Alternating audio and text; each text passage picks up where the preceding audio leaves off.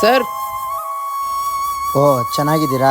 ಎಲ್ಲ ಆಶ್ರಮದ ಕಡೆ ಬರಲೇ ಇಲ್ಲ? ನಾವೇ ಬರೋಣ ಅನ್ಕೊಂಡ್ವಿ ಸರ್ ಇವತ್ತು ಆಶ್ರಮಕ್ಕೆ.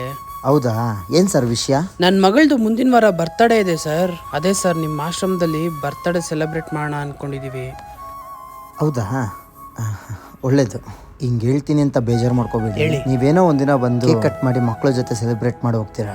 ನೀವು ಅನ್ಕೋತೀರಾ ಅನಾಥ ಮಕ್ಕಳೆಲ್ಲ ತುಂಬ ಖುಷಿ ಪಡ್ತಾರೆ ಇದರಿಂದ ಅಂತ. ಆದರೆ ಮಕ್ಕಳು ಕೇಕ್ ಮಾತ್ರ ಸಿಗುತ್ತೆ ಸರ್, ಖುಷಿ ಸಿಗಲ್ಲ. ನೀವು ಮಾಡೋ ಕೆಲಸ ಗಾಯದ ಮೇಲೆ ಬರೆ ಹೇಳ್ದಂಗೆ ಆಗುತ್ತೆ ಸರ್. ಬರೇನಾ? ಏನು ಹೇಳ್ತಾ ಇದ್ದೀರಾ ಸರ್? ಹೌದು ಸರ್, ನೀವೇನೋ ಕೇಕ್ ಕಟ್ ಮಾಡಿ ಮನೆಗೆ ಹೋಗ್ತೀರಾ, ಆದರೆ ಮಕ್ಕಳು ನನಗೂ ನಮ್ಮ ತಂದೆ ತಾಯಿ ಇದ್ದಿದ್ರೆ ಎಷ್ಟು ಚೆನ್ನಾಗಿರೋದು, ಈ ಪ್ರೀತಿ ನಮ್ಗೆ ಯಾಕೆ ಸಿಕ್ಕಿಲ್ಲ, ಈಗಾಗಲೇ ನೋವಲ್ಲಿರೋ ಆ ಮಕ್ಕಳಿಗೆ ತಿರ್ಗಾ ನೋವು ಕೊಡೋದು ಗಾಯದ ಮೇಲೆ ಬರೆ ಹೇಳ್ದಂಗೆ ಅಲ್ವಾ ಸರ್? ಹಂಗೂ ನಿಮ್ಮ ಮಗು ಬರ್ತಡೆಗೆ ಏನಾದರೂ ಮಾಡಬೇಕು ಅನ್ನೋ ಉದ್ದೇಶ ಇತ್ತು ಅಂದರೆ ನಮ್ಮ ಆಶ್ರಮ ಅಂತಲೇ ಅಲ್ಲ ಸರ್, ಪ್ರತಿಯೊಂದು ಆಶ್ರಮದಲ್ಲೂ ಆ ಮಕ್ಳಿಗೆ ಏನಾದರೂ ಒಂದು ಕೊರತೆ ಇರುತ್ತೆ. ದುಡ್ಡು ಕೊಡೋಕೆ ಹೋಗ್ಬಿಡಿ, ಆ ಕೊರತೆಗಳನ್ನ ತೀರಿಸಿ. ಯಾವತ್ತೂ ಈ ಥರ ಆ್ಯಂಗಲಿಂದ ಯೋಚನೆ ಮಾಡಿರಲಿಲ್ಲ ಸರ್. ನೀವು ಅಷ್ಟೇ, ಹುಟ್ಟಿದ ದಿನಾನೇ ಗೊತ್ತಿಲ್ಲದಿರೋ ಮಕ್ಳ ಹತ್ರ ನಿಮ್ಮ ಹುಟ್ಟಿದ ಹಬ್ಬನ ಮಾಡೋಕ್ಕೆ ಹೋಗ್ಬೇಡಿ. ಕೇಕ್ ಸಿಗುತ್ತೆ ಅನ್ನೋ ಖುಷಿಗಿಂತ ನಮ್ಮ ಅಪ್ಪ ಅಮ್ಮ ಇಲ್ಲ ಅನ್ನೋ ನೋವೇ ಆ ಮಕ್ಕಳಿಗೆ ಹೆಚ್ಚಾಗತ್ತೆ.